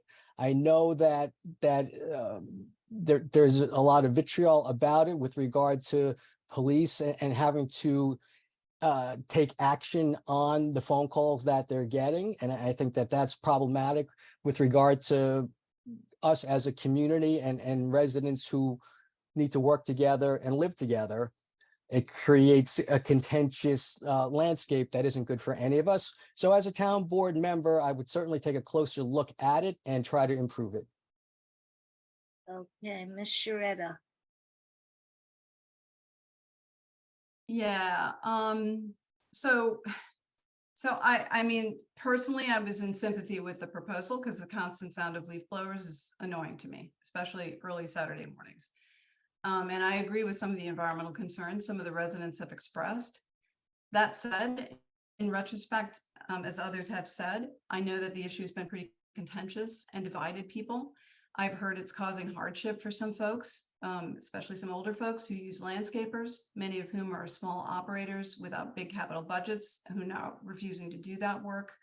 I also am not crazy about the idea of having to divert a lot of police attention to enforcing the provision. I think I read in the last Poundridge record review, Beverly Poundridge record review, that there were, 14 police responses to leaf blower violations. So I'm also very concerned that the fact that the regulation doesn't apply to residents using them on their own property. How do you monitor that versus a commercial landscaper? It exempts the golf course, which is very close to my own house, and it can be temporarily waived. So without prejudging it, I'm in favor of restrictions, but I think it's worth revisiting now that it's been in effect to make sure that it's achieving the goals. Thank you, Ms. Schilling. Well, I am all for it. I work from home, and so the noise reduction is incredible. It is so frustrating to be home on the weekend or during the day when I'm working during the week and just hearing the constant noise. And so I've really noticed the noise reduction, and I think it's greatly improved my quality of life. I also love that it's a compromise. I think it's really smartly done. I do understand the negatives, though, of people constantly calling the police. We should not be doing that. We should be able to talk to our neighbors and have a conversation first and say, hey, did you know about this regulation? stop using gas leaf blowers. I think we should be able to talk to each other. We should not be calling the police about this. But yeah, I'm all for it, and I think it's a great compromise. Thank you. Ms. Lee? I actually was one of those people who did sign Mr. McCowan's petition to have gas blowers. However, since the law was passed, I obeyed it. I have not turned on my gas blower since May 15th. And I think that what we have to do is really evaluate the what this means. And it's not going to be done in just one season. I mean, I think you have to go through this another year or so. What I've noticed is I've had leaves fall down that are not blown at all, and they're going to stay there till October 15th when I'm allowed to blow it. So bottom line, I think we have to give it some time to see how it is, how our neighbors feel. But I am against having neighbors against neighbors. I think that's a terrible thing to happen in Poundridge. Thank you. Ms. Boak? I do think this represents a true compromise. I think that noise was ruining the quality of life for many residents. However, I do think there have been a number of unintended, perhaps, consequences because of the law. Neighbors, calling the police on each other, hardship for small businesses, the diverted police attention. And I also, live across the street from the golf course and woken up very early every morning. So if I'm elected to the town board, I do think that after a certain period of time, we do need to maybe converse with the public and get feedback again on how is it working. And if we need to make some tweaks to the law, then I would be very interested to learn more what residents think about that. Okay, thank you. The next question, we will start with Ms. Sheretta. What is one of Poundridge's greatest assets or strengths? And how would you work to enhance this strength or asset? I think one of the biggest assets and strength is the Poundridge community. Again, I've been very transparent. I commuted, and I worked in a job where I was working all the time. And so I hadn't had a lot of time to spend beyond the friends that I've made here. And I just think it's a very welcoming community. I think it's a very open community. But I don't think we're taking full advantage of all the bright people that live here and listening and engaging in real dialogues around these issues. And so, I'm very much in favor of holding, aside from the board meetings, holding open town forums to really hear from people and understand what people's hopes and dreams are. And to use that and to incorporate that into the governance of the town. Okay, Ms. Schilling. I have been door knocking in Poundridge and hearing what people care about, and I want to represent their issues and continue to listen and help out in any way that I can. If I'm elected as town board member, my priority will always be to center the voices of people who live here and find the best compromise. Volunteerism is something that I've heard from a lot of people. We're a volunteer town, and we constantly need more volunteers to help out, especially with the ambulance corps, fire department, library board, neighbor to neighbor, and all the other boards and committees. We need to get younger, newer residents to participate. We should not increase taxes to pay for these services, but this means we need more participation from people in town. My idea would be to have a volunteer fair every year and have a table to all the town events and make people aware of all these volunteer opportunities, sign them up and get more information, and ideally get them to volunteer. So really it's all about, that's our greatest strength, volunteerism in this town. And we just need to get more people involved and aware to keep building this community and stop all this division and come together as a town. Thank you. Thank you. Ms. Lee. To agree that it's the community that is the best thing for our town. As I said, I'm a member of the Poundridge Garden Club, and I've seen this is a volunteer organization. And back in the heydays, we used to have over 50 volunteers, but this has kind of come down, and we're now around 20 plus. And I am actually the membership chair this year, and I am on the hunt to get some young new residents to join the garden club. And this is what I think we need to make make Poundridge be the town it is to have people volunteer. Unfortunately, it's with working mothers, that's really difficult to do. But I am into having a volunteer fair. I have to tell you, last one I went to, there was not enough parking in the around the library.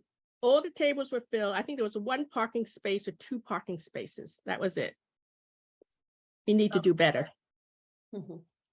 Thank you, Ms. Boak. I think one of our greatest strengths of Poundridge is our unique community character. And what I mean by that is our open space, our beautiful stone walls, our view sheds, our nature preserves that we realized during COVID just how valuable they are to people, our walking trails, our recreation facilities. And then I also just want to echo what I think most other candidates said, which is the volunteerism. But I do think I want to give a shout out for a couple of community organizations that we have that I think really are some of the finest in Westchester County, if not beyond. I think our police department, our fire department, our ambulance corps are phenomenal. I think our sweet Poundridge Elementary School is one of the finest you can get to. I also want to mention our dedicated townhouse employees. They often don't get the recognition that they deserve. They even come to work in storms and power outages, and they also volunteer a lot of their own time. And we have so many amazing community organizations like the library, the partnership, the garden club. So yes, increasing volunteerism through a fair, I would love to work on that. Okay, and Mr. Bowie. Folks, this election is very much a tipping point for where we head from here. As I alluded to earlier, we are very much a volunteer community, but the model only works with strong leadership. And without strong leadership, the results are predictable. If you've watched the events that we produce around town, Friends of Poundridge, where I'm president, and you've looked at the attention to detail, the design, the logistics, the execution, it takes a village. So we have an opportunity to become the poster child for how small towns across America operate. But it requires strong leadership, it requires better communication and much better collaboration and two-way dialogue with residents to make it happen.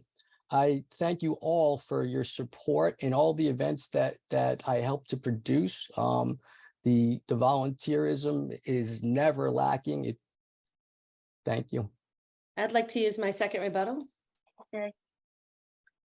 So when it comes to bringing the community together, I think there are many organizations in town that are very adept at organizing events and that are the gold standard. So for example, 2 events of the Poundridge Partnerships have been recognized by Best of Westchester. So the Harvest Festival and Food Truck Fridays have been recognized as Best of Westchester events. And I think that leadership is collaboration and not being divisive. And I'll leave it at that. All right. Okay, we have one more question. I just want you to know we're going to stop at 9, but we're going to go a little bit over. So, okay. And the last question, and we're going to start with Ms. Schelling. And what are the 2 biggest issues facing Poundridge, and how would you address them? Are we still going to do our closing statements too? Yes. Okay. So our biggest issues, and not to beat the same story over and over again, but I think it's really getting community involvement because we're a volunteer town. So that's really key, to get people involved so that when things come up, we're all on the same page and aware, because I do believe that the current town board is doing a great job. It's just that people maybe are not paying attention. So we need more people to volunteer, to be aware of what's going on, to participate, especially the newer residents. That's really our biggest issue, because otherwise we're going to have to pay for these services with taxpayer money, and we don't want to do that. We want to make sure that we have a strong community, that we're all on the same page, working together, stopping all of this divisiveness.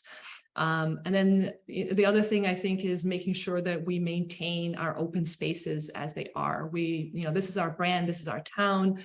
We don't want it to change, so we have to maintain that and keep talking about it, talking about climate change. Like, it's really a big issue that in the previous debate, someone said that climate change doesn't play a big role here.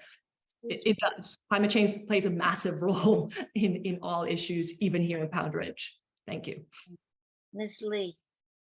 Just repeat that question. I want to make sure I answer it correctly. Okay. What are the two biggest issues facing Poundridge, and how would you address them? Okay, so I'm gonna make it 3 because it's competency, transparency, and inclusion. And that's what the Poundridge Party stands for.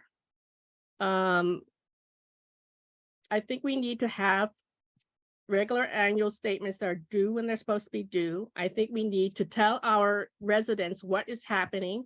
If you look at the town supervisor report, I read all the good things, all the fun things, but I don't see anything about what's going on beneath the petticoats. I didn't see anything on the cannabis retail problem. I didn't see anything on lowering taxes. These are things I think should have been exposed to our residents and asked about our residents how they feel about it. So it's competency, transparency, and inclusion that I want to see happen, and that's my primary objective and the Poundridge Party. Thank you, Ms. Boak. So I think the 2 priorities for Poundridge, if I heard the question right, is to improve our infrastructure. So that includes cell service, it includes our grid, and it also includes our water, wastewater infrastructure. And then secondly, I think a big priority is expanding our housing options. We have teachers, fire department, volunteers, seniors, our own, kids that have recently graduated from college that can't afford to live in the neighborhoods where they grew up. And to me, that is one of our most pressing challenges. And if I'm elected, I will work on both of these issues. Thank you. Mr. Bowie. Transparency and communication. I heard it said earlier that this town supervisor's weekly e-blast was such an effective means of communication. And I certainly appreciate the town supervisor's weekly e-blast because it's always helped me sell tickets for Friends of Poundridge events. And every time his blast goes out, it mentions something that we're doing around town event-wise, and that's wonderful. Not once has it ever addressed anything of any deeper significance. And the problem is that we all get the e-blast. So we all know what's in it with regard to content and perspective. So again, we can say whatever you want to say about that method of communication, but it could be much better. It could be deeper, faster, and stronger. And the same thing goes for the website. I find our website, as a professional designer of website, I find it to be depressing and lacking design thought, and could be used as a true tool for marketing our town better. Okay, and last we have Ms. Sharetta. Yeah, so I think improving infrastructure is really important, and I think that needs to be done in a sustainable manner while also preserving the rural character of the town. Just the plans that I've seen on a wastewater treatment plant, which, by the way, I've been hearing about wastewater issues and septic issues in Scotts Corner since I moved here 23 years ago. And not entirely clear to me that a wastewater treatment plant, in the town park that would cost $40 to $50 million is actually the right solution. I think the technology has changed, and I think we need to look at that in a different way. And I also think making financial information available on a quarterly basis in an unaudited form would be a really good idea, and would also make people feel comfortable about the financial information that is out there. I don't think that the picture is entirely clear, and also lowering taxes. I'm a taxpayer too. Okay, and now we're going to go to closing statements. You have 1 minute, and we're going to be opposite of how we did the opening statements. So we start with Miss Lee. Okay, so I want to thank the League of Women's Voters of Northeast Westchester for funding this event today. I think it was important to let people be aware of the town board members who are running. I am running along with Cynthia Sherrod and John McCowan, and we are part of the Poundridge party. And I invite everyone to see further details of what we would like to do in our website, www.poundridgeparty.com. I hope that you will vote for us on November 7th. That's it. Okay, Miss Schilling. For the past 15 years, I've worked at various nonprofits in the areas of communications, operations, and fundraising. I also have a bachelor's in science and a master's degree in environmental management. My background in environmental management makes me really appreciate where we live. My family and I were drawn to the area for its natural beauty and protected spaces. It's one of the reasons why I stand with the Democratic ticket. They are committed to creating even more outdoor trail systems, which based on the recreation survey was a top priority of residents. I'm also running with a Democratic slate because what they have done for our town since 2018 has worked. Our property values have gone up. Why have property values gone up? Because the current town board is invested in our community. They have transformed our business district, especially with the new Village Green, and they have brought people to town for family-friendly events. It seems so simple, but these sorts of changes have created a real sense of community. If you want to attract young families who want to stay here for many years and send their kids to the schools here, you have to create a sense of belonging. Just this week, Poundridge was named by Westchester Magazine one of the best places to live in Westchester in 2023. Also in July of 2021, the New York Times wrote an article on Poundridge about how things were changing for the better because of the community events and how young families were choosing Poundridge over New Canaan or Westport because of the community feel. Our profile as a town under the current leadership has improved, and this hasn't happened in a vacuum. I urge you to vote on November 7th for the Democratic slate. Thank you. Okay, please, I'm asking you to stay within the limits that everyone has. Okay, Ms. Sherrod. Thank you. Thanks again to the League of Women Voters. I think it's really important to make these forms available to folks. I want to go back to the basics. The town has not completed an annual audit since 2020, and that only recently. And I'm not sure that I trust the promise that the audits for 2021 and 2022 will be forthcoming in a short period of time. Our number one priority is to bring the audits up to date, in keeping with the old adage, you cannot manage what you don't measure. Going forward, we would make quarterly financial information available to residents and an analysis of those financials a regular board meeting topic. As a general matter, I'm also a taxpayer. I'd like to see what can be done to reduce residents' tax burden without reducing services, while ensuring we maintain the town's rural character and environmental integrity. Once we have a clear and up-to-date picture of the financial condition of the town, we can make a detailed review of revenues and expenses to understand what's possible. I would hold small public forums with residents to understand their concerns and hopes so we can consider all viewpoints before making any big decisions, especially with respect to expensive capital improvements. Thank you, and I hope you all come out and vote for the Poundridge Party in November. Thank you, Mr. Bowie. Folks, I've often asked myself, how did we get here? In a town of 5,000 residents, who ever declared that having political organizations decide anything in our town was a good idea? In this day and age, our well-lit town is way too bright to vote along any party line. My name is Christopher Bowie. I have no organization backing me other than that of our closely knit Poundridge community. No left, no right, just an unwavering spirit for community and the town I call home. There are some very qualified individuals in this year's election. Candidates with proven track records of success. Candidates with a history of creating wealth and building community. If you believe in fiscal responsibility, if you believe in transparency and the power of teamwork, if you believe in open lines of communication and collaboration, then I believe that I'm the candidate that you're looking for. Vote for me, and together we can take our town to new heights. For more information, please visit my website, electbowie.com. I can be reached through the website and happy to meet and address any questions you may have. Thank you. Thank you. And last is Ms. Boak. Thank you very much to the League of Women Voters and to everyone who took time out of their busy schedules to be here tonight. I'm running for town board with Kevin Hansen and Namasha Schelling on the Poundridge Democratic Committee line.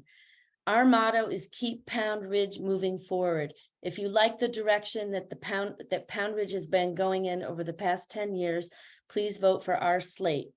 I have a strong track record of stepping up and getting things done for our town. When former police chief Dave Ryan asked me to co-chair police reform with him, I did, and our report was held up by the governor as a state model. When residents complained about the dilapidated auto body station in town, I secured EPA funding to conduct an environmental assessment and a plan for redevelopment.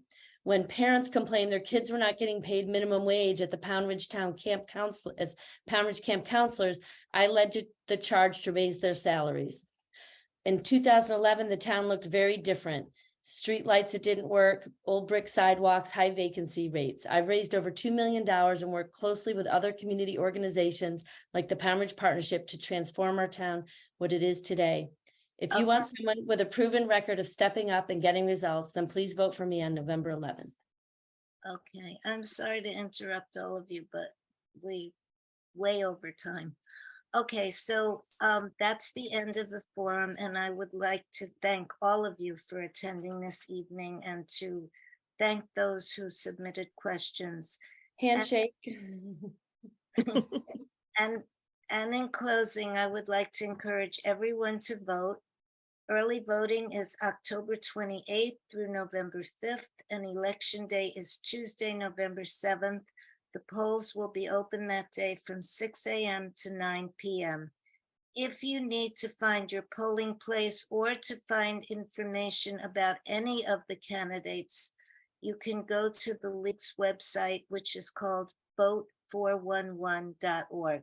Thank you so much, and thank you, and I really appreciate being here. Good night. Thank you so much, everyone. Thank you. Have a great evening. Night.